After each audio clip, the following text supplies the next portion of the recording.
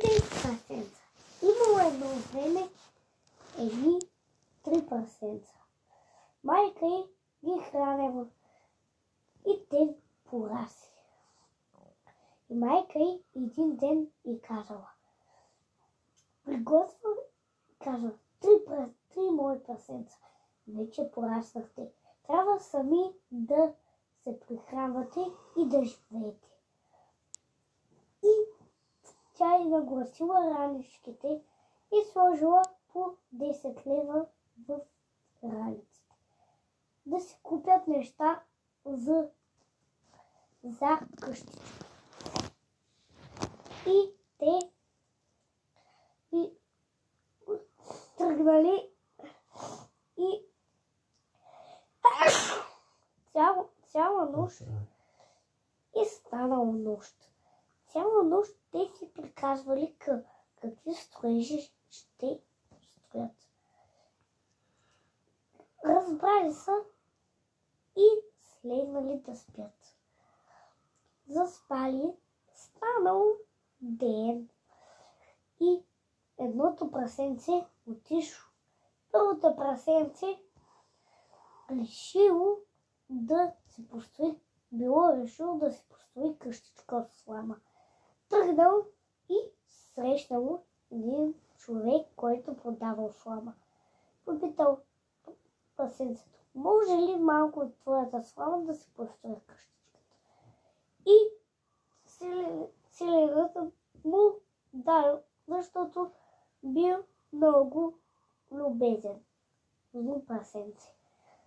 И взел си и отишъл да се строи къщичка. Второто прасенце и то тръгнал. И срещнал един селянин, който продал дъски. И започнал да строи и той. И третото прасенце, най-умното и най-голямото, било умно и отишло и си купил бетон и тухли. И започнал да копае. Цял ден копаял само основата на къщата. После отлял бетон и започнал да строи стените. Построил стените. И строял 3 дни и прасенцата го попитали: още ли строиш стените? А ние вече сме готови и ще си играем. А ние ще се запалим огън и ще си печем маршмело. И той казал: запазете и за мен 2 маршмело. И продължил да работи. И те почнали да му се смеят. И той почнал да не й обръща внимание. И си продължил работата. Накрая само комина му останало и него и направил. И скоро вълкът ги видял да си пекат маршмело до лагерният и огън. И те легнали да спят. Отишли да се починат. И видяли и вълкът отишъл при най-малкото прасенце и почукал чукал на вратата. Прасенце, отвори вратата, за да вляза. И прасенцето се видял тонат и казал: не, няма да ти отворя. Той каза: ще пухтя, докато съборя къщичката ти. И прасенцето казал: няма да успееш, моята къщичка е най-здравата от всички. Ще видим това. И той се напълнил дробовете с въздух и издухал.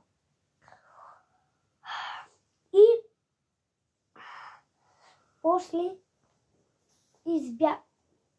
малкото прасенце избягало през средното прасенце. И средното прасенце най-малкото се скрило под масата. И то казал на брат: затвори вратата. И заключи, защото идва големият лош вълк. И то веднага хухнал много бързо към вратата и заключил с всички заключалки. Заключил много здраво, но вълкът казал: прасенца, отворете вратата, за да вляза. И те казали: не, няма да ти отворя. Ще пухтя, като съборя къщичката ти. Те казали, и то казал, средното прасенце казал: моята къщичка е най-здравата от всички. Няма как да я събориш като на братчето ми. И той се напълнил дубовете с въздух. Не успял. Пак опитал. И на втория път успял. Те избягали светкавично бързо към братчето си и чукали: братко, отвори вратата! Той отворил. И те скочили и се скрили под масата. И той затворил, заключил вратата. И той питал: братя, защо сте толкова опашени? Големият вож вълк щеше да ни изяде. Качете се на перваза, ако влезе, да ме изяде. И вълкът отишъл: прасенца, отворете вратата, за да вляза. Те казали. И то казал: не, моята къща е най-здравата от всички. Той казал: ще пухтя, докато съборя къщичката ти. Той се напълнил целия с дубовете с въздух, духал и нито една тухла не мръднала. После опитал пак, не успял. После целият бузи, дробове и стомах се напълнил с въздух, духал с всички сили, не успял. И паднал на земята. И после и прасенцето отворил вратата и видял вълка да лежи на земята. Но пак затворил и заключил. Казал на своите братя, вълка лежи на земята. Вече го победихме. И той изведнъж станал. И те видяли вълкът как е станал и тича към вратата. И те слезли и подправили с гробове вратата. Той се ударил и опитал пак. Пак се ударил и опитал с всички си. Пас! И много силно се ударил и отново паднал. Но прасенцето не отворил вратата. Отворил вратата и пак видял да лежи на земята. И после вълкът като станал и отишъл и се качил на покрива и си мислил, че през комина ще влезе да ги изяде. И те чули стъпките му по тавана, те напълнили една голяма кофа с вода, заклали огън и сложили тази голяма кофа върху огъня. Водата станала много гореща.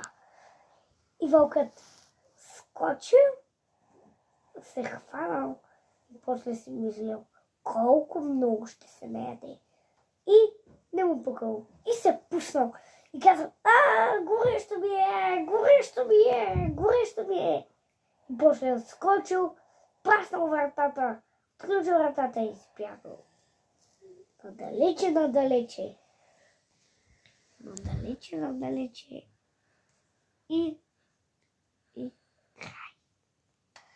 Лека нощ, деца. Аз съм Даниел Русев.